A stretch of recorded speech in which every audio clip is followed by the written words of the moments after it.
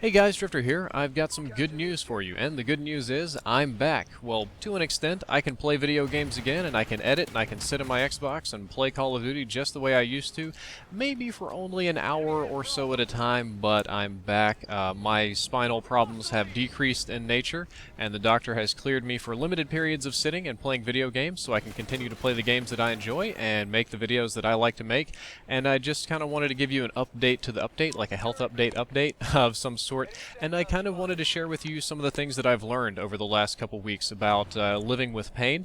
And I wanted to say up front, this is not a video asking for sympathy or a whine or a whinge video or anything. It's actually intended to be educational. I'm going to talk about some things so that if any of you have family members or loved ones that are suffering from some sort of chronic or possibly debilitating illness, perhaps this will help you understand their perspective of life a little bit better. The gameplay that you're going to see is my first game coming back to Call of Duty. I jumped into Ground War on the Xbox One. I was using Remington R5 with silencer and dot sight. I was kind of trying to get used to the weapon, trying to learn it, so because I was going to do some in-depth on it, and I ended up on a team with about half the people having microphones, and in a little bit, not so much so right now, we end up using the microphones to communicate and work against the other team, and it was a hard-fought and narrow victory. We do win the game, but just by a little bit, and I led the team, and it's not MLG level, it's not montage level gameplay, but it was good, solid teamwork in a public match against a decent enemy team, and I'm proud of my gameplay, and I kind of wanted to show it off, and it kind of reflects my inner self of learning some things and kind of got an uphill battle ahead of me. So, first things first, let's do the medical stuff, exactly what's going on. I managed to herniate my disc. I also have a pars defect in my spine, which is, for lack of words, a lack of a region on one of my vertebrae that causes it to pinch a nerve, and the herniated disc certainly doesn't help, but it's pinching my L5-S1 sciatic nerve, which is a little nerve down in your butt, basically. You would call it the top butt or the low back, depending on what you would want to say, and it runs all the way down in your leg, and it's kind of grinding on that. And so that's nerve pain, and you're going to ask, well, how does that feel? When I first got it, it felt like I was being stabbed in the back, like Jason Voorhees had just walked up behind me and stuck me right in the back, and it was pretty god-awful. But as of right now, it feels kind of like a rusty nail in my back, like somebody has a nail in there and they're just kind of twisting it constantly. Unfortunately, this is not just back pain, it's nerve pain, so it goes down the leg. I feel like Bruce Lee kicked me in the thigh. It always feels sore and weak, even though it's really not. That's how it feels. And the worst part is probably that I feel like I have a steak knife in my knee. I feel like Chucky from the Child's Play series is just jabbing at my knee pretty much all the time. Almost 24/7, but not quite. I get little spurts of no pain or less pain or more or less here and there. It kind of goes up and down, but most of the time that's how it is. And I'm using this kind of as a learning experience. Not pleasant, mind you, but I try to use my time well. And I had a whole lot of little epiphanies, a lot of things that dawned on me. Some of my friends have chronic pains. A lot of my family members do. A lot of my family members have very poor health, and I've always been, actually I haven't really been that healthy, but I've never had something quite this unfortunate or painful to deal with, so I can kind of understand the way they see things a little bit better, and that's kind of what I wanted to explain to you. So pretend that I'm whatever family member has whatever problem. I'm Uncle Jim Bob that got hit by a grenade in Desert Storm, or I'm your great Aunt Mildred that has, I don't know, a dog attacked her head and it hurts. I don't know, just something, anything. But the number one thing I would like to say is that it is very hard not to eat painkillers like Skittles. I wanted to do this painkiller free because I know that they're addictive, they're unhealthy, they're not good for me, and the more that I use them, the more that I will want to use them, and they kind of slow my thinking. They make me kind of daft. And I thought, like, it was going to be, yeah, I can do this, I can man up, and I can not take these painkillers and just deal with it. And I could just deal with it for like a day, or maybe 2 days, and then those painkillers started looking much better and much more appealing. But so far I've managed to go 5 days without any of them, which has been a hell of a challenge, mind you, because I tell you what, I want to eat them like Skittles. I do, like they're little M&Ms, like little candies. I want to ride that oxycodone rainbow. I want to get that Vicodin in my system. I want to get anything that you can give me to make me feel like a normal human being again, even though it's bad for me. So if you have somebody that is addicted to painkillers or takes them a lot, they probably don't really just love the medicine. They probably just want to feel like a normal human being again, because that's kind of the high that I get from these. It's like, oh my god, I can walk around without pain. I'm Superman! And I'll kind of bounce around around and get excited, and then, you know, a few hours later, not so great. I learned that it's actually physically tiring to hurt all the time. And you're going to say, well, no, duh, but a lot of people would think, well, you know, it's mind over matter. If you pretend the pain isn't there, if you ignore it, you're still physically healthy. You can do all of these sort of things. Or I don't know why you're so exhausted all the time. I figured you'd want to get up and move around, but it's hurting to the point where there is an increased heart rate. I could actually see this because I've been in and out of the hospital, you know, getting tests done and whatnot, and they're measuring my blood pressure. And the more it hurts, the higher the blood pressure gets, the faster my heart rate is, and that's actually causing me to become more tired. It's working my heart more throughout the course of the day. So instead of staying at my normal, relatively low stimulus level, playing video games, thinking, doing whatever, I'm much more elevated, like playing a sport almost. Probably not playing a sport, just below that, like warming up. Like imagine if you had to do warm-ups all day or something like this.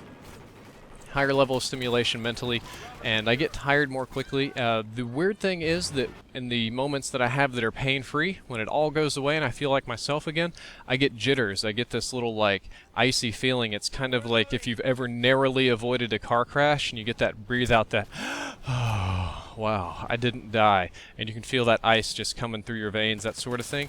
It feels like that. Like when it stops hurting, my body doesn't know what to do with itself, and I imagine a lot of people in situations like this probably have a similar situation, like they wouldn't know what to do with themselves. And I run an old man schedule now. It's kind of funny. I used to be a complete, not complete, but almost vampire. I was like half vampire. I'd wake up at like 11, 12, 12:30, eat my breakfast at 1, and I'd be up till 2, 3, 4 in the morning, something like that.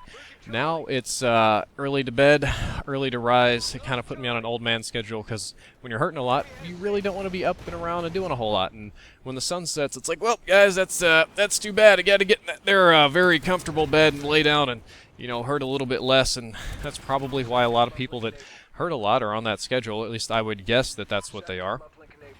And my thinking is somewhat different. Since I am not able to always do the things I'd want to be doing, working, editing, whatever, I get a lot of extra time to think about things, a lot of extra time to plot. I've planned way more in-depth than I could ever realistically do in any time frame, even if I was healthy, and that's very frustrating for me because I have all the time in the world to lay in the bed or on the couch or to kind of stand and just kind of think about the things that I would like to do or that I would plan to do or that I can make plans to do in increments or something, but I can't actually do them, and that's a very frustrating thing. But my plans are generally better. In-depths are easier now that I can think about them ahead of time instead of jumping right in.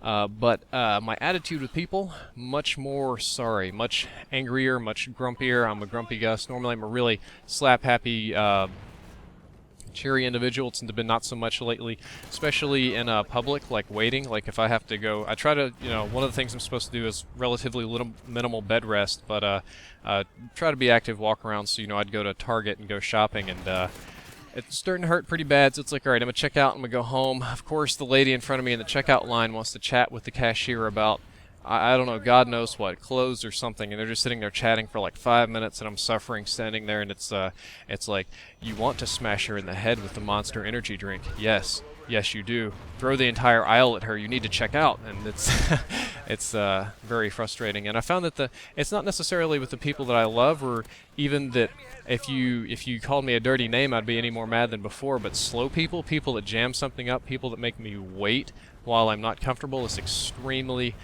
infuriating when I know that it shouldn't be. Same kind of thing with my wife here in the house. Funny, the wives, they do this kind of thing like, oh, could you get me this? And you'll go get it, and you're like, okay. And just about the time you're going to sit back down on the couch or lay back down or pick up your controller again, oh, while you're there, can you get me this? Okay, whatever. And then you're just about to, oh, I almost forgot, we need this thing. About time number 3 or 4, most of you men here are getting tired of this, but it's what you signed on for, so you deal with it. But when my leg is hurting like it does, and my back about time number 3 or 4, she's like, oh, I forgot, can you go get those potatoes over there under that very uncomfortable cabinet down there low on the ground? And I'm thinking, I wonder if she could ask me to pick up more things if I shove that whole potato down her mouth. And oh, that's unhealthy thinking, Brad. You just got to calm your shit down. And things like that. So that's kind of where I'm at now. And another thing that you could use if you were dealing with somebody that lives in chronic pain is to remember that everything has a price. A person that's suffering a nerve injury, or even a lot of the more debilitating injuries, these people can do lots of other things, and I'll use myself as an example. I can still do just about anything I could do before. Gymnastics, if I wanted to. I could wrestle a bear. I could go skydiving. However, instead of just doing it for free, sort of, everything comes with a price. It's like every action has a little contract, and there's little asterisks and this fine print at the bottom, and it's like, oh, you want to go on a jog, fine print, 2 hours of mind-numbing pain. Oh, maybe not. Oh, you want to go to a movie and watch The Desolation of Smog? Oh, well, no, that's going to be about another day laid up in the bed, or something like, oh yeah, blah blah, go hunting? Sounds great. Ooh, nope, that's probably going to break my back if I shoot that rifle. So a lot of people don't want to suffer the consequences or make that trade. And it's not that people that are suffering pain, it's not like they don't want to go outside, it's not like they hate going outside, or they're grumpy Gusses and they're like, I hate people and I hate doing things and I just want to sit in the house all the time. It's the opposite. It's more like if somebody asks you, it's like, okay, oh, you're going to your friend's house? Well, in order to do that and enjoy yourself, when you're done, you need to step outside and I'm going to bash you in the chest with a sledgehammer for a few hours. That's what it'll feel like. So the inclination to do that is much less. And these people, they ran a train on me there. That was the weirdest thing I've ever seen. So if this commentary has any point other than me just vlogging my life, and I said it wasn't a whinge or complaint episode, it would be to try and be more patient for those of you that have significant others that are suffering in some particular way, especially if it's something that you don't understand. I would recommend that you try really hard to put yourself in their shoes, and not everybody can do that for 5 minutes, but try to do an extended exercise. Try to do like, okay, I'm going to pretend to be my grandmother with arthritis for an hour, and you have to keep it up for the whole hour. And I know it's annoying and not a lot of people will really do that, but if you really kind of keep it up, you'll start to see, oh, that's why she walks around so slow. Oh, that's why, you know, everything on the top shelf is collecting dust, because if I had arthritis, I couldn't reach up there and I wouldn't bother it. I'd just leave it alone, that sort of thing. So it's kind of one of those things, walk a mile in somebody else's shoes before you judge, and I hope that I helped you understand somebody in your life better, that you can kind of empathize with them better, and that it all makes sense now. And I also hope that you enjoyed the gameplay, because I personally did. I did good in my book, a little bit less than 2 KD, but whatever. I was also playing the objective. I think I had the most captures, and I worked well with the team, and we won, so that's good. Anyway, hope you enjoyed. If you did, don't forget to like, favorite, and subscribe. Drifter out.